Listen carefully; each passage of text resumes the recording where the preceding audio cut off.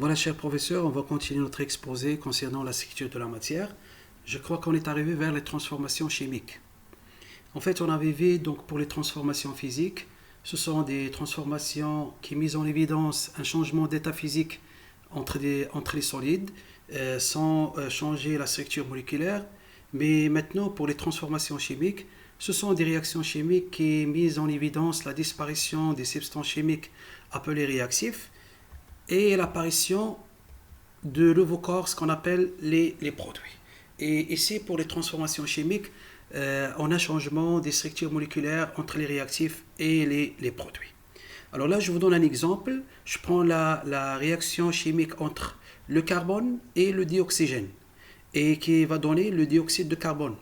Et on peut modéliser cette réaction chimique par le modèle moléculaire suivant, par l'atome de carbone qui est représenté par une boule noire et par l'atome de dioxygène qui est représenté par deux atomes en couleur rouge, et ce qui va donner donc le dioxyde de carbone. Alors là, qu'est-ce que vous remarquez avec moi? Vous remarquez qu'il y a un changement de la structure moléculaire des réactifs pour donner un nouveau corps, c'est exactement le dioxyde de carbone. Est-ce que c'est clair? Et généralement, on va modéliser ces réactions chimiques moyennement de ce qu'on appelle des équations chimiques équilibrées. Je vous donne des exemples. Alors maintenant, si je prends donc la réaction entre le dihydrogène H2 et avec le dioxygène O2, et ça va donner l'eau H2O. Donc en fait, on peut modéliser cette réaction par l'équation suivante. H2 plus O2, ça va donner H2O. Et c'est une équation qui n'est pas équilibrée en fait. Regardez avec moi, ici on a deux atomes d'hydrogène, et c'est la même chose, on a deux atomes d'hydrogène, mais ici on a deux atomes d'oxygène et un seul atome d'oxygène. Alors donc l'élément oxygène n'est pas équilibré. Donc effectivement, donc on va équilibrer donc ces éléments chimiques moyennement de ce qu'on appelle les coefficients stéchiométriques. En fait, ce sont des valeurs entières. Alors regardez avec moi, ici donc j'ai deux atomes d'oxygène, donc il va falloir multiplier par 2 ici, 2 fois 1, l'atome d'oxygène, donc c'est bon. Mais ici, j'ai donc 4 atomes d'hydrogène. Donc 2 fois 2, c'est 4. Donc c'est pour cela qu'on a multiplié ici par 2. Donc ici, donc, qu'est-ce que vous remarquez? Donc l'équation qui est modélée cette réaction, elle est bien équilibrée. Alors maintenant, donc bien évidemment, ces réactions chimiques sont régies par des lois de conservation. Et tous on connaît la fameuse citation de Lavoisier, rien ne se perd, rien ne se crée, tout se transforme. En fait, donc il y a donc conservation des atomes, aussi bien pour le genre et pour le nombre, et il y a aussi la conservation des masses. Ça veut dire que la somme des masses des réactifs est égale à la somme des masses des produits. Regardez avec moi cet exemple. On a ici donc une transformation chimique, et regardez, donc c'est le nombre et le genre des atomes, il est conservé. On a 4 atomes d'oxygène ici, la même chose ici, 4 boules en rouge. On a un seul atome de carbone en noir, la même chose ici. On a 4 atomes d'hydrogène en blanc, donc la même chose ici. Et que la somme des masses des réactifs est égale à la somme des masses des produits. Est-ce que c'est clair? Maintenant, on va passer donc à quelques réactions, et je vais commencer par les réactions de combustion. En fait, les réactions de combustion, ce sont des réactions qui misent en évidence deux espèces chimiques, à savoir le combustible comme le carbone, C, le fer, Fe, le magnésium, Mg. Et bien évidemment, la deuxième substance, c'est le comburant, c'est le dioxygène O2. C'est-à-dire qu'on ne peut pas réaliser des réactions de combustion sans avoir donc le dioxygène qui va nous aider à réaliser effectivement cette réaction de combustion. Et là, je vous donne un exemple, la combustion du carbone. Alors, vous savez bien que le carbone, donc, c'est une substance chimique qui est largement utilisée dans notre vie quotidienne. On peut le trouver dans le charbon du bois, on peut le trouver aussi dans le graphite, et on peut trouver aussi dans le diamant. Et là, je vous explique donc deux expériences différentes de la combustion du carbone. Dans la première combustion, donc, on aura la combustion du carbone exactement dans l'air, et dans l'expérience des deux, on aura la combustion du carbone dans le dioxygène. Et qu'est-ce que vous remarquez ici? Donc il y a une grande différence au niveau de la flamme de combustion. C'est-à-dire donc la flamme de combustion dans le cas de dioxygène pur, donc il est beaucoup plus intense que celle dans l'air. Et ça signifie quoi? Ça signifie que le dioxygène, donc il va nous aider clairement à avoir la combustion. À certains moments, lorsqu'on va ajouter de l'eau chaude dans le ballon, donc on remarque que l'eau chaude va se troubler. Et ceci montre clairement qu'il y a formation des gaz carboniques CO2.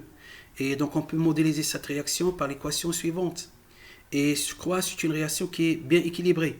Un seul atome de carbone ici, la même chose ici, deux atomes d'oxygène et deux atomes d'oxygène. C'est bien équilibré. Alors maintenant, on va voir la combustion des gaz du bétane C4H10. En fait, le gaz de bétane, c'est le gaz qu'on utilise souvent dans la cuisine. Et lorsqu'on aura le bec benzène, par exemple, avec des orifices à la base qui sont ouvertes, donc on aura donc la combustion qui s'effectue avec une flamme bleue. Et lorsqu'on va mettre un becher là-dessus, donc on aura la formation du billet qui représente de l'eau. Et à un certain moment, lorsqu'on va ajouter l'eau de chaud dans le bécher, on remarque que l'eau de chaud va se troubler. Et ça signifie quoi? Ça signifie qu'il y a formation des gaz carboniques CO2. Et finalement, donc on peut modéliser cette réaction par l'équation suivante. Donc regardez, donc le C4H10 c'est le méthane qui va être combustionné dans l'oxygène O2 et qui va donner le CO2, le gaz carbonique et le H2O. Et c'est une équation qui est équilibrée moyennement des coefficients stéchiométriques. Alors maintenant, je vais passer aux réactions de dissolution. En fait, ces réactions sont être donc élaborées moyennement d'un solvant qui va dissoudre les composés ioniques. Alors la dissolution des composés ioniques comme par exemple le sel qu'on utilise dans la cuisine, donc on peut avoir la dissociation de ce sel dans un solvant, par exemple dans l'eau. Et généralement, la dissolution des composés ioniques, ça s'effectue en 3 étapes successives.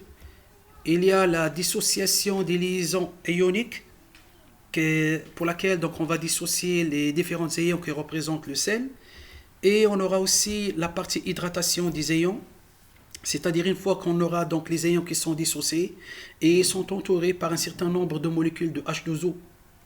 Et finalement, donc, on aura le dernier étape, c'est la dispersion des ions pour obtenir une solution qui est homogène. Alors, comme exemple des réactions de dissolution, donc je peux citer donc la réaction de dissolution de chlorure de sodium. C'est le sel qu'on utilise dans la cuisine en présence de H2O et donc il va donner donc l'ion Na+ et l'ion Cl-. Et ce sont des ions qui sont hydratés. Donc c'est pour cela qu'on a ajouté donc le symbole en indice aqueux. Aqueux, ça veut dire c'est hydraté, il est entouré par un certain nombre de molécules de H2O.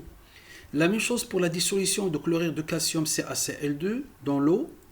Et ça va donner donc la formation de deux ions Ca2+ et le Cl-. Le 2 ici pour équilibrer l'équation. Maintenant, je vais passer aux solutions aqueuses. Alors, les solutions aqueuses, ce sont des solutions chimiques qui sont obtenues par la dissolution plutôt d'un solité. Et le solité soit être solide, soit être liquide, soit au gazeux, dans l'eau qui est le solvant. Et vous savez bien que l'eau, il faut choisir l'état liquide. Alors, généralement, les solutions aqueuses, ce sont des solutions qui sont électriquement neutres. Ça veut dire quoi? Ça veut dire que le nombre de charges des ions positifs est égal exactement à la somme des charges des ions négatifs. Et ce sont des solutions qui conduisent bien de l'électricité. C'est pour cela qu'on dit que ce sont des solutions qui sont électrolytiques. Est-ce que c'est clair cette partie? Très bien.